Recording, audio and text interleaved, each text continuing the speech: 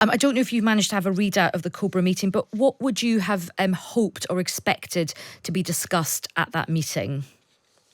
One of the first things will be to make sure that the role of the international community is kept in perspective. Rule one in the dictator's survival handbook is to blame the international community, blame outside interference for any domestic threat.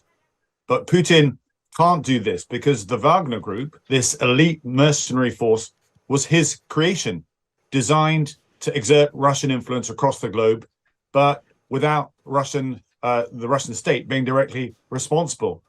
This is a highly trained group, far superior to the Russian army, far better equipped as well, now astonishingly turning against Putin. So Wagner is no puppet of any Western power, yet they no longer will be able to, are they willing to support Putin on the front line in Ukraine, pivoting 180 degrees and heading for Moscow. These are quite astonishing times right now. This won't end today, but this is, I believe, the beginning of Putin's downfall. His vulnerability has been exposed, and his days are clearly numbered. Geopolitics is moving fast in Eastern Europe, and I'm not surprised that there was a Cobra meeting today to recognize the knock-on consequences that will ripple from Moscow and indeed from Ukraine.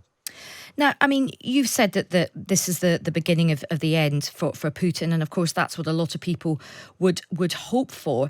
But I mean, many people are saying it's going to be unlikely that the Wagner Group can completely overpower the Russian army. And if the Russians do defeat Prigozhin, will that not strengthen President Putin's arm? I'm just sort of thinking, is there a worry that because a lot of us in the West want this to be the end of President Putin, is there a danger of optimism bias at this point? Yeah, these are all important questions. The fact that Putin is likely to be on his way out doesn't necessarily mean that Prigozhin is going to take over. It doesn't even mean that Russia as a whole will actually stay together. These are very, very volatile and unpredictable times. What we will see, Putin's response is again likely to be very textbook. He'll roll out loyal security forces and hardware. We're seeing that. Curfews, martial law. You just mentioned that a holiday is to be announced to keep people away from work and so on. They'll be clamping down on public communications, trying to control that messaging as well, and indeed arresting anybody that's vaguely airing a dissenting voice, and of course blaming probably foreign interference as well. But the cat's out of the bag here. The reason why this has come to a fore is because of Ukraine. Prigozhin is actually blaming the poor conduct, poor attitude, lack of commitment, and questioning overall why Putin chose to invade Ukraine in the first place, actually challenging Putin's messaging that this was all part of defense of Russia. And he's saying, no, that's not true. It wasn't right to do this at all. We've lost Russian lives. And now really questioning the actual mindset, the foreign policy of Putin himself. So we are, I think, going into a much more period of change, unpredictable change. You mentioned the Dmitry Medvedev, the former prime minister, the president there. He's one of many that I think will be now veering for place. When the music changes in the Kremlin, things move very, very fast indeed. Russia has always liked a very strong figure, an authoritarian figure that all the principalities, the entire country can rally around. And whenever that figure starts to look weak, looks vulnerable, they get replaced very, very fast indeed.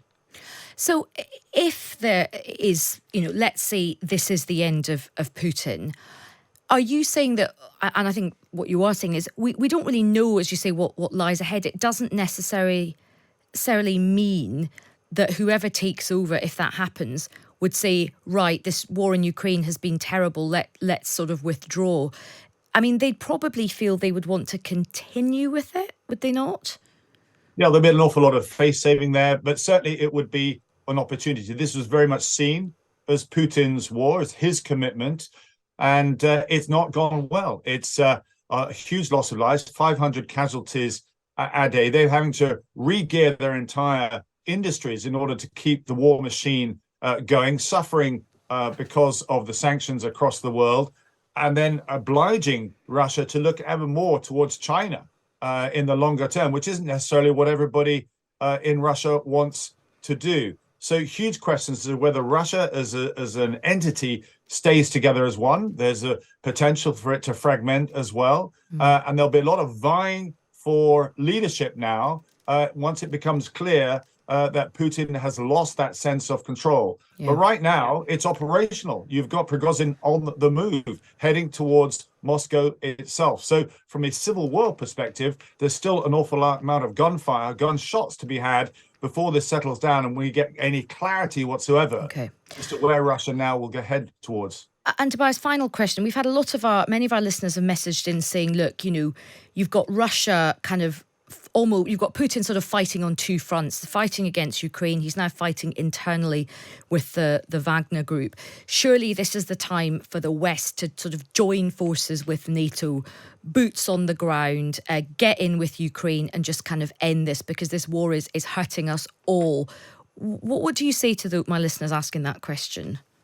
That would be irresponsible. That would also be undermining what Ukraine is doing. I think we've got the balance right up to now. We've been slow in providing the hardware that Ukraine actually needs, but certainly Russia is on the back foot. Their morale is depleting. I suspect that many of them, once they see this advance, the counterattack move into its top gear, it could be that many of them decide, right, I've had enough. If Putin no longer has the support of the Wagner group, why should I bother fighting myself? But the idea that somehow the West would try and, conclude this faster, I think would actually